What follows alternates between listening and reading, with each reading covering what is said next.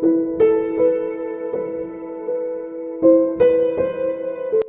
मेरे फिल्मी यारों, कैसे हो आप? तो आज से ठीक 2 हफ्ते पहले हम लोगों ने दिल बेचारा मूवी के ट्रेलर का रिव्यू दिया था और उस मूवी के ट्रेलर और रिव्यू को आप लोगों ने बहुत प्यार दिया, बहुत आशीर्वाद दिया। इसलिए आज हम फिर से आ गए हैं दिल बेचारे मूवी का एक्सप्लेनेशन लेकर।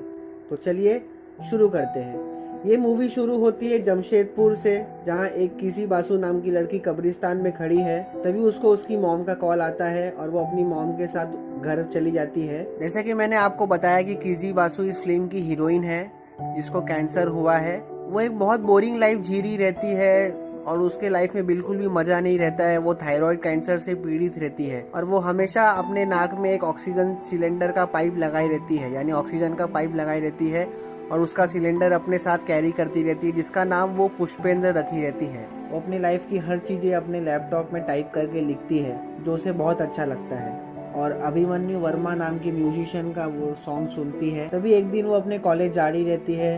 तभी उसको वहाँ पे 2 लड़के नाचते हुए दिखते हैं, जिसमें से एक होता है हमारे फिल्म का हीरो सुशांत सिंह राजपूत और दूसरा उसका दोस्त जगदीश पांडे। सुशांत सिंह राजपूत है, उसका नाम मैनी है। वो अपने नाम को इमैनुअल राजकुमार जूनियर नाम से भी बताता है, मतलब वो अपना नाम 2 नाम बताता है, एक नाम इमैनुअल राजकुमार जूनियर और दूसरा मैनी। तो किसी उसको इग्नोर करके कॉलेज के फंक्शन में चली जाती है।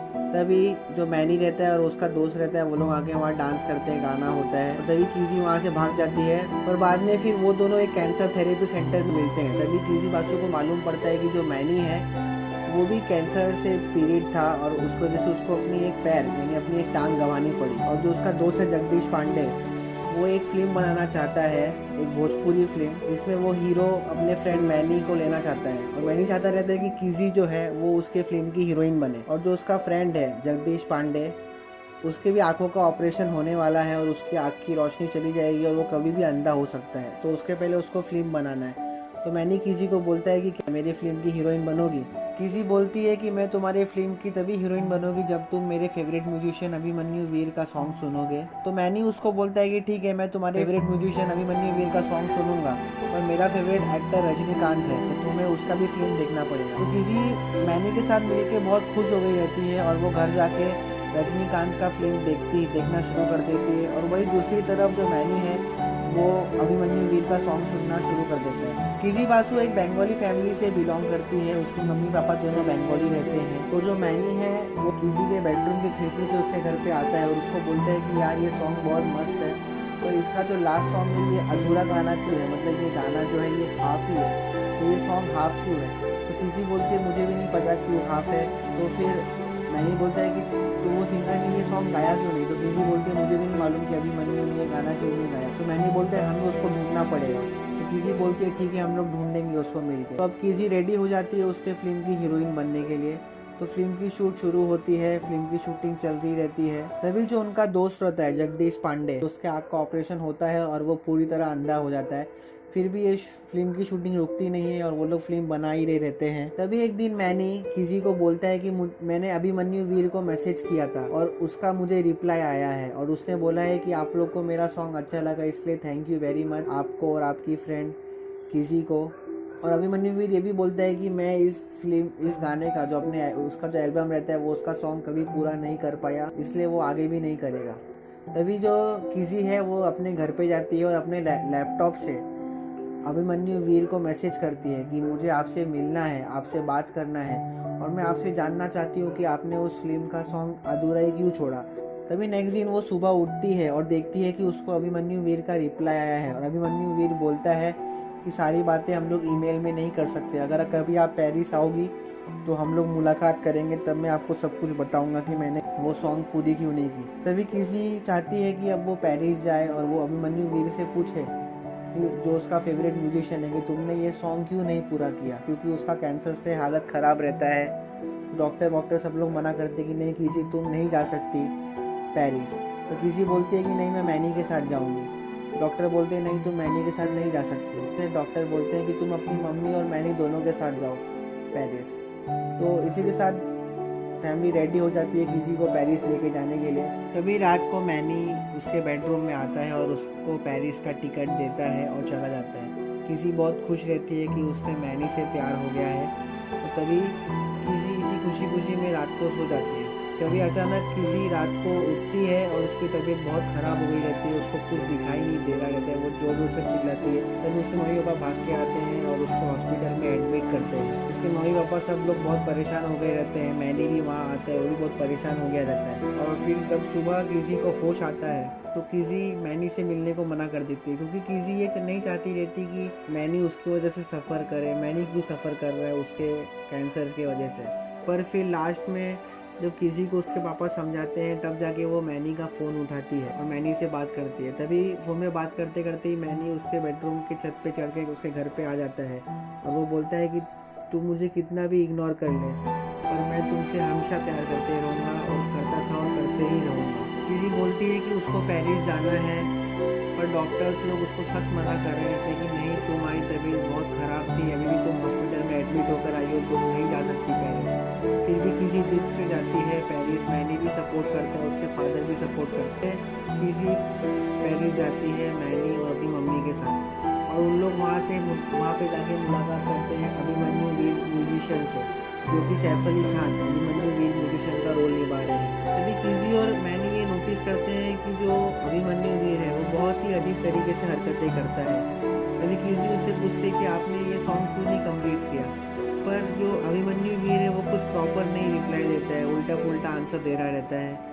तभी जो मैनी है वो नाराज़ हो जाता है। वो बोलता है कि हम लोग इंडिया से पेरिस आए हैं सिर्फ आपसे ये पूछने कि आपने अपना सॉन्ग क्यों नहीं कंप्लीट किया और आप ठीक से जवाब तक नहीं दे रहे हो।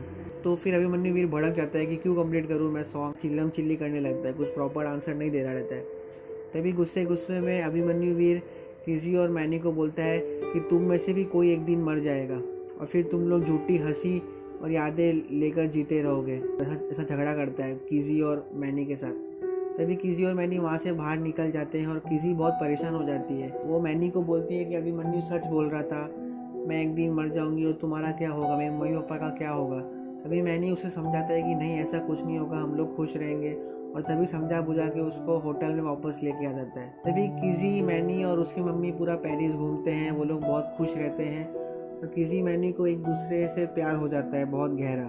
तभी वो लोग इंडिया आ जाते हैं और जो किसी है वो मैनी को प्रपोज करती है, यानी सुशांत सिंह राजपूत को प्रपोज करती है कि आई लव यू, हम लोग शादी कर लेते हैं। तभी मैनी बोलता है कि जिस दिन तुम हॉस्पिटल में एडमिट हुई थी ना, उसी दिन रात को मेरे को एक दर्द हुआ था और जब मैंने अपना स्कैन कराया तो मुझे मालूम पड़ा कि मैं कुछ दिनों में मरने वाला हूँ। किसी और मैनी एक दूसरे को गले लग के रोते हैं बहुत और मैनी बोलता है कि किसी को कि हम लोग जैसे जी रहे हैं वैसे ही जिएंगे, हम शादी नहीं करेंगे। तो किसी भी मान जाती है और तभी किसी देख रही रहती है कि दिन ब दिन जो मैनी की तबीयत खराब हो रही रहती है, बिगड़ रही रहती है और वो कुछ भी नहीं कर पा रही रहती है। तभी एक दिन किसी मैनी के घर पे आती है और मैनी को उठा के बोलती है कि तुमने बोला था तुम मुझे हीरोइन बनाओगे, तुम मेरे साथ फिल्म बनाओगे, तो तुम वो फिल्म अधूरा क्यों छोड़ रहे हो, चलो फिल्म बनाते हैं। तो फिर मैनी और किसी फिर से फिल्म की शूटिंग शुरू कर देते हैं और वो लोग फिल्म को कंप्लीट करते हैं।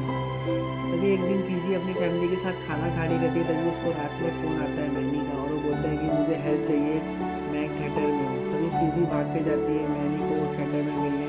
तभी देखती रहती है कि मैनी की तबीयत बहुत ख़राब हो गई रहती है और वो एक रजनीकांत की फिल्म देखने आया रहता है, क्योंकि वो रजनीकांत का फ़ैन रहता है। तो किसी बोलती है कि तुम क्यों आए जब तुम्हारा तबीयत इतना ख़राब है। तो मैनी बोलता है कि मैं खुद से कुछ करना चाहता था इसलिए मैं आया, तो मुझे पता नहीं था कि मेरी तबीयत इतनी ख़राब हो जाएगी। तो फिर किसी की हेल्प से मैनी को हॉस्पिटल में एडमिट कराते हैं। फिर थोड़ी देर बाद मैनी हॉस्पिटल से छूट के घर पे आ जाता है। तभी एक दिन रात को तभी मैनी का फ़ोन आता है उसको और मैनी उसको बोलता है कि मैं मरने वाला हूँ, तो तुम मेरे बारे में आखिरी स्पीच क्या दोगी, तुमने कुछ रेडी किया। तो किसी बोलती है फ़ोन पे हाँ रेडी तो किया है। तो फिर मैनी बोलता है ठीक है आ जाओ चर्च में इसकी रिहर्सल करने। तो फिर किसी चर्च पे जाती है तो चर्च में पूरा चर्च खाली रहता है और सिर्फ 3 लोग रहते हैं, मैनी, उनका दोस्त जगदीश पांडे जो कि पूरी तरह अंधा हो गया रहता है और किसी खुद। तो पहले जगदीश पांडे यानी मैनी के दोस्त भाषण देता है और वो बोलता है कि अच्छा हुआ मैं अंधा हो गया, क्योंकि मैं नहीं चाहता था कि मैं अपने दोस्त को मरते हुए देखूं। और वो मतलब एक बहुत इमोशनल स्पीच देता है जिसको सुन के मैनी रोने लगता है। फिर किसी की बारी आती है, किसी उस स्पीच में कहती है कि मैं दिन दिन मर रही थी, मैं दिन दिन परेशान थी, पर फिर मेरे लाइफ में मैनी आया जिसने मुझे हंसना सिखाया, जिसने मुझे जीना सिखाया, पर आज अचानक से वो मेरी लाइफ से निकल जा रहा है। तो मैनी बहुत रोने लगता है, किसी भी रोने लगती है। इसी के साथ फिर फिल्म में दिखाया गया है कि 2 दिन बाद मैनी की मृत्यु हो जाती है और सब लोग बहुत दुखी रहते हैं। जो मैनी है वो एक चिट्ठी लिख के गया रहता है किसी के नाम पे, और वो बोलता है कि एक था राजा एक थी रानी, दोनों मर गए ख़त्म कहानी।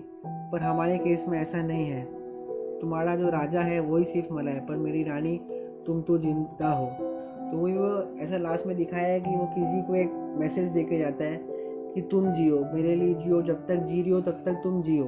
मैंने वो चिट्ठी में ये भी लिखा रहता है कि उसने वो सॉन्ग कंप्लीट कर दिया है अभिमन्यु वीर से हेल्प लेकर, और वो ये भी कहता है कि अभिमन्यु वीर आदमी ख़राब है पर एक बहुत टैलेंटेड म्यूजिशियन है, और जो मैनी खुद है वो एक एक्टर अच्छा है पर एक म्यूजिशियन बहुत गंदा है, इसलिए उसने अभिमन्यु वीर के हेल्प लेकर वो म्यूज़िक कंप्लीट कर दिया है। और फिर ऐसा दिखाया गया है लास्ट सीन में कि वो फिल्म रिलीज़ होती है और किसी उसकी फैमिली और वो जगदीश पांडे वो लोग वहाँ पे वो सब लोग फिल्म देख रहे रहते हैं। जगदीश पांडे जो कि अंधा है वो फिल्म सुन रहा रहता है, और बाकी सब कॉलेज के बच्चे लोग भी उस फिल्म को देखते हैं। वो लोग बहुत खुश भी होते हैं और बहुत रोते भी हैं।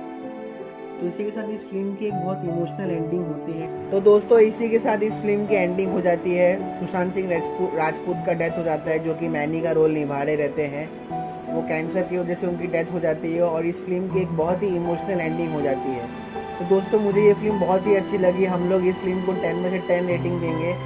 आप लोग भले ही हमारे फिल्म का एक्सप्लेनेशन सुन लिए, पर आप लोग ज़रूर जाके डिज्नी हॉटस्टार पर ये फिल्म ज़रूर देखिए, सबके लिए फ्री में अवेलेबल है। तो दोस्तों आप लोग ज़रूर इस फिल्म को देखिए, ये फिल्म बहुत ही अच्छी थी और इस फिल्म का बहुत ही इमोशनल एंडिंग हुआ।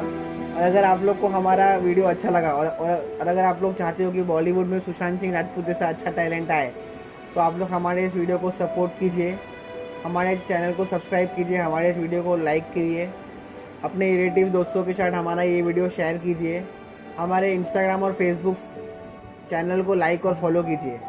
हम लोग जल्दी लौटेंगे फिर से एक और नई वीडियो के साथ। तब तक के लिए बाय बाय दोस्तों।